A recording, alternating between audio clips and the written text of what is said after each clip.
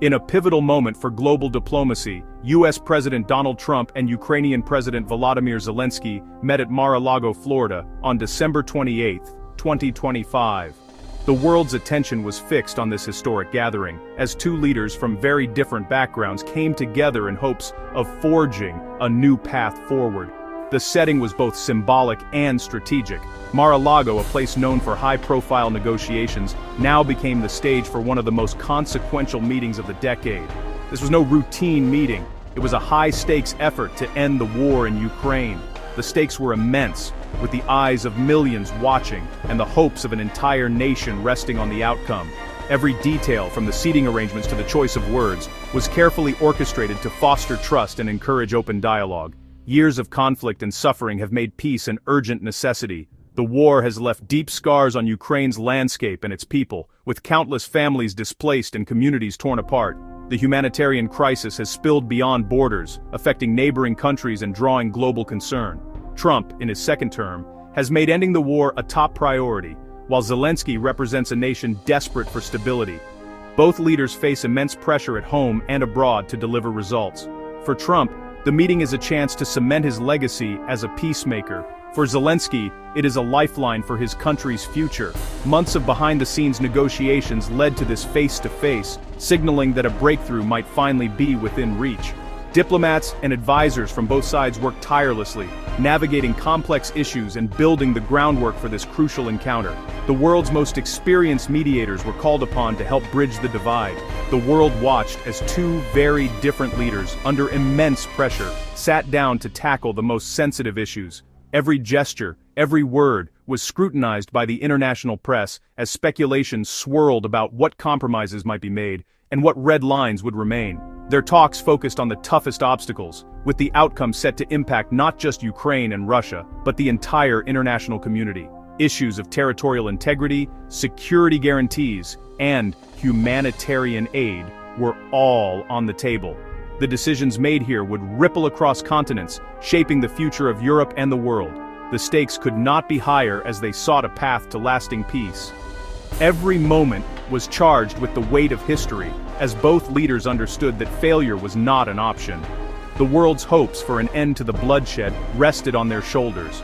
The world held its breath, hoping this meeting would mark the beginning of the end for a devastating war. As news spread, people everywhere waited anxiously, daring to hope that this landmark meeting could finally bring a new dawn of peace and stability to Ukraine and to the world. At the heart of the talks was a comprehensive 20-point peace framework, the result of weeks of intense negotiations. President Zelenskyy announced, "We have great achievements, a 20-point peace plan, 90% agreed. The plan covers everything from troop withdrawals and demilitarized zones to prisoner exchanges and security guarantees for Ukraine. It's a holistic roadmap aiming for more than just a ceasefire. It seeks to address the root causes of the conflict. 90% agreement signals major progress, but the final 10% contains the most contentious issues. The success of the peace process now depends on whether Trump and Zelenskyy can resolve these last hurdles. The world waits to see if this detailed plan can finally deliver a historic peace." The negotiators have found common ground on key issues: a verifiable ceasefire, withdrawal of foreign troops, and a full exchange of prisoners. Security guarantees for Ukraine are in place, balanced by a commitment to neutrality. Ukraine would not join NATO. These agreements laid the foundation for peace, but the hardest issues remain. The thorniest disputes center on territory, especially the Donbas region and Crimea.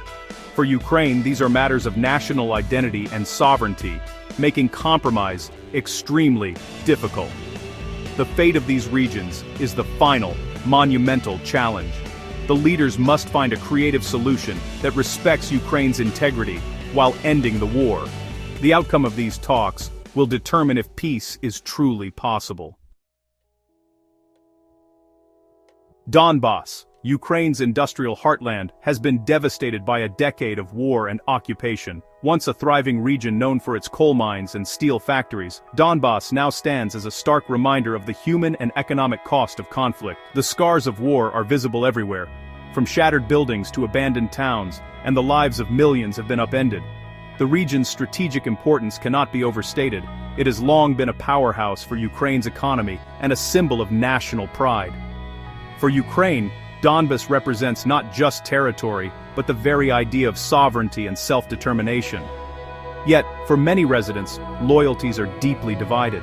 Some feel a strong connection to Ukraine, while others look to Russia for support or even identify more closely with their Russian-speaking heritage. This division has fueled tensions and made reconciliation even more challenging, as families and communities are often split by political and cultural allegiances. Any lasting solution must protect the rights and security of all who live there, regardless of their background or beliefs, while upholding Ukrainian law and sovereignty. International organizations and diplomats have repeatedly stressed the need for a balanced approach, one that addresses the humanitarian crisis, ensures fair representation, and prevents further violence.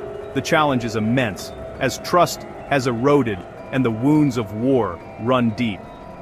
President Trump acknowledged the difficulty of the situation, famously stating, "Some of that land has been taken. Are you better off making a deal now?" His words reflect the harsh reality facing Ukrainian leaders, the need to weigh territorial integrity against the urgent desire for peace and stability.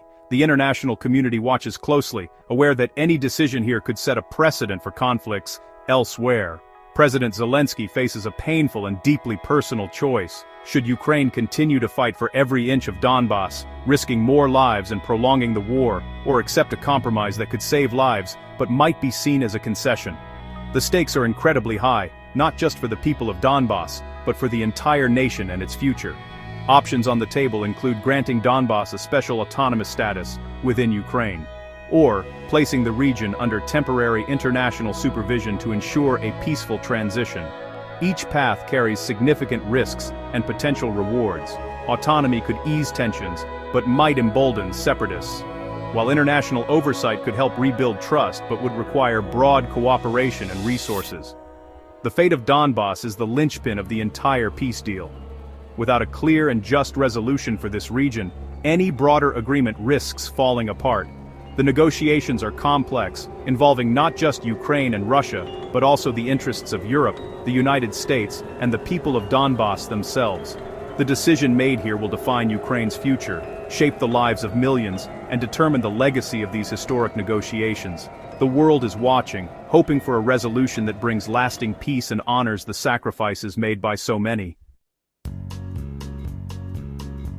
The peace talks are not happening in isolation. They are strongly backed by the European Union and NATO, two of the world's most influential international organizations. Their presence at the negotiating table brings a sense of gravity and global attention to the process, making it clear that the outcome will have far-reaching consequences beyond Ukraine's borders. The involvement of these partners is crucial, not only for the legitimacy of the talks, but also for the practical support and resources they can provide. Their endorsement reassures all parties that the agreement will be respected and upheld by the broader international community. The European Union in particular is poised to play a leading role in Ukraine's post-war recovery. EU officials are already discussing comprehensive reconstruction plans, focusing on rebuilding infrastructure, supporting economic growth, and helping displaced citizens return home. The EU has promised billions in aid, but this support is contingent on a lasting peace. Once an agreement is reached, these funds will be unlocked, providing Ukraine with the resources it needs to rebuild and move forward. Meanwhile, NATO's primary focus is on security. The alliance is working to ensure that Ukraine's sovereignty is protected, while also addressing concerns about neutrality and future alliances. Ukraine's neutrality is a key part of the deal, but it comes with strong security guarantees. These guarantees are being negotiated with the United States and other major powers, offering Ukraine reassurance that it will not be left vulnerable in the future. Bilateral agreements with the US and European countries are expected to provide concrete commitments to Ukraine's defense.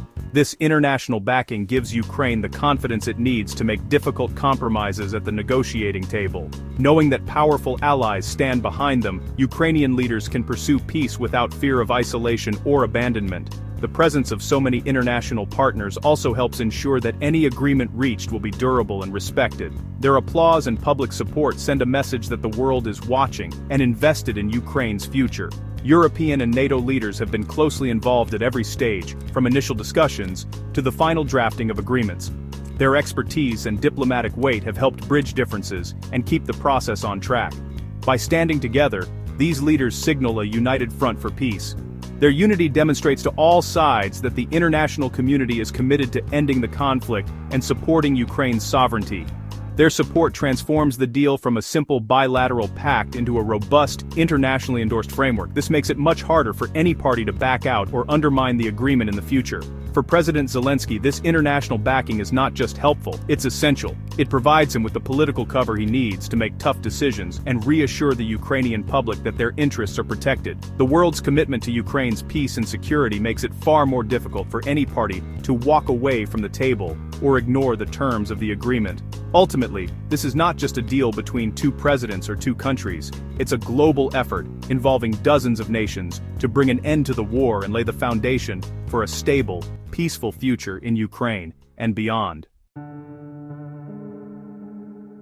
Even with a deal, Ukraine's democracy demands public approval. Zelenskyy insists the agreement must go through parliament and possibly a national referendum. Lawmakers will debate the terms, especially any territorial concessions. A referendum would put the decision directly in the people's hands, giving the deal maximum legitimacy. This process could be divisive, but it's essential for lasting peace. Without public consent, any agreement risks collapse and renewed conflict. Zelenskyy's commitment to democracy is clear.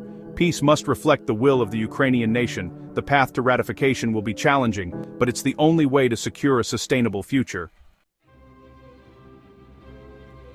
Both Trump and Zelenskyy are driven by powerful motivations to end the war. For Trump, brokering peace would be a historic achievement, fulfilling a major campaign promise and reducing U.S. entanglements abroad. He cites both humanitarian concerns and the economic toll of the conflict. Zelenskyy's motivation is existential. Every day of war brings more suffering to his people. He knows that only a diplomatic solution can save Ukraine from further devastation.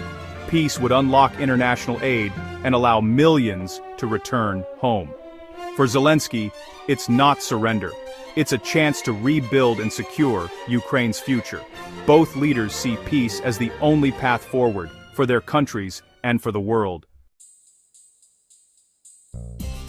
With optimism high, negotiators now face the final phase, resolving the last 10% of the peace plan. Talks will resume in a neutral city, focusing on creative solutions for Donbass and other unresolved issues. Trump may host another summit in Washington to finalize the deal and show international unity.